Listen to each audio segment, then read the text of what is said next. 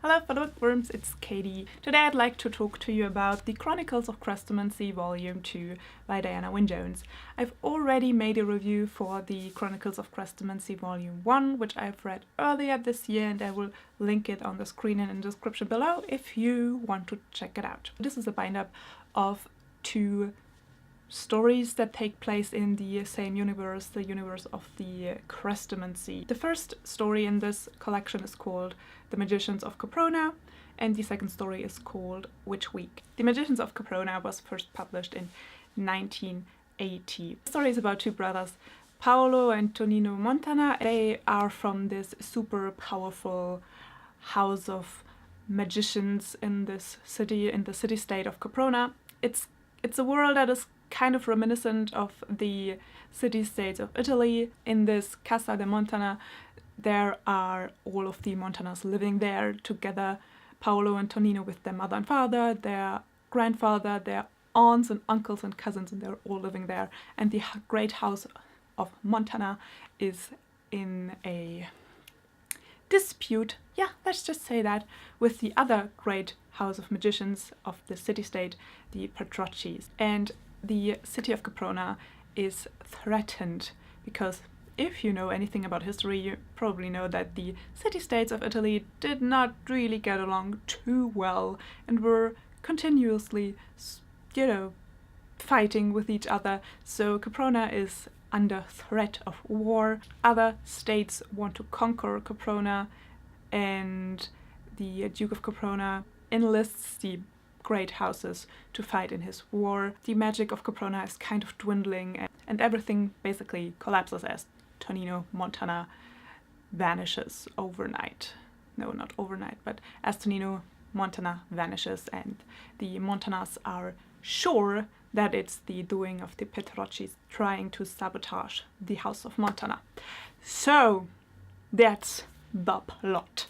The plot in this book is a little bit all over the place and also a little bit predictable because it has been done several times. It's this kind of family feud situations where the initial instance that is fought over for several hundred years is actually, it's a forgettable instance, but the people are fighting anyways, so. And also what I've noticed, this time the plot is a little bit dark. I mean, Diana Wynne Jones' plots usually tend to be a little bit, on the darker side, but there was a lot of violence in there where I was thinking, I'm not sure if I would be comfortable with a child of mine reading this, because there was especially one scene where there were people put in a situation where they had to be violent to each other while under the influence of another person, and I just thought, I don't know about this, how I feel about this. I'm not entirely in support of this, given that this is a children's book. The characters were fine, nothing outstanding. However, there was no character development, and that was a little bit disappointing. The most fun that I've had with this book was with the world. It's a lot of fun if you know the world of Chrestomanci, or Diana Wynne Jones' worlds in general. There's not a lot of world building, but it still works for somehow, and it's just a lot of fun. The writing was good as well.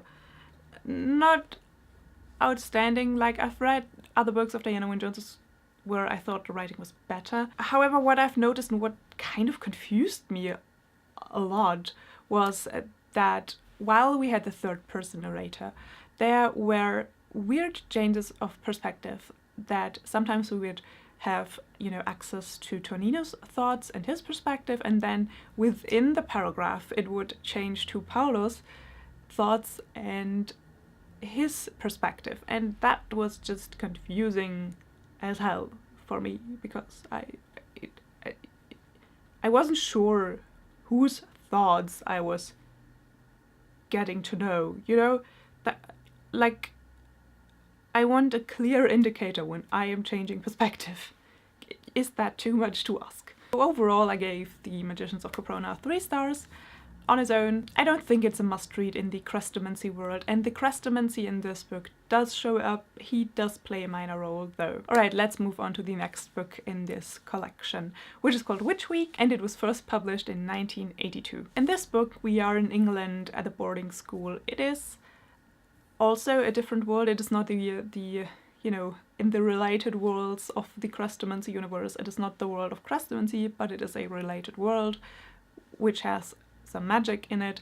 And in this world, magic and witches are forbidden and they are haunted. Like, there are public burnings and stuff like that. We are at the boarding school where they teach so-called witch orphans, which are, you know, the children of the witches that get caught and get burned. It is about the grade of 6B, in which a teacher, Mr. Crossley, finds a note one day which says that one person in this class is a witch, and that is of course a serious accusation. And soon enough weird things start to happen, and the rumor kind of takes on a motion of itself, and there are accusations flying around, and children accuse other children, and it's all getting into a huge mess, and of course the school has to look into it. And then there's the very real threat that this accusation could lead to someone getting hurt and burned, which results in a lot of chaos, basically. So the plot in here I found a lot more interesting and entertaining. It is very nicely constructed, you know, it has a nice build-up and then comes around full circle. Also, I like the fact that this is more of a mystery, because you are constantly asking yourself, okay, who is the witch? And then you have several suspects, and as the story unfolds it gets clear that, you know, it's not exactly the way it seems at first, and there are some twists and turns throughout the plot.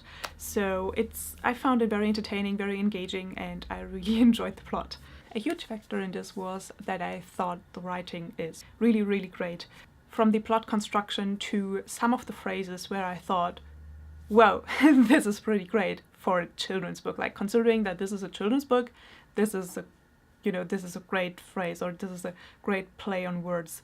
It, you know, might not win a literary prize or anything, but given that this is a children's book, and given that, you know, there does not tend to be the most complex language, I thought, well, I'm impressed. To the characters, there's a variety of different characters, and I really enjoyed that all of the characters had their own characterization. They stood out as their own characters. Most of them had their own character arcs, some of them didn't, and some of that was intentional. As usual with Diana Wynne Jones's writing, they were all quirky and hilarious. The world. Again, I really enjoyed the world. Again, it really is magical, and I really liked that the world was actually important. You know, like there were distinct aspects of the world building that were important for the plot. I gave this book Witch Week on its own 4 stars. Honestly, I was pretty impressed. It was very entertaining, very engaging, and very fast-paced and hilarious, and I do think it makes a great Halloween read. It takes place over Halloween. It is definitely something that I would recommend reading for Halloween, maybe reading with a child. And I think also if you don't want to read, you know, the whole of the Chrestomanci books, because there are quite a few, it can be read on its own. And I would say maybe read The Lives of Christopher Chant, which was the one in the first volume that I liked the most, or that I liked better of the 2, and this is Witch Week, which I also like better of the 2. So I would say maybe read Christopher Chant at first, and then maybe Witch Week, and you will definitely understand the world. You can understand the world at first if you've never read any other Chrestomanci book, but it will be a little bit more entertaining, and you will have more you will have more things to connect outside of the story. Alright, fellow bookworms, that was it. I hope you enjoyed this video, and I hope you have a lovely day. I hope you have wonderful, wonderful books that you're reading at the moment, and I will see you soon. Bye!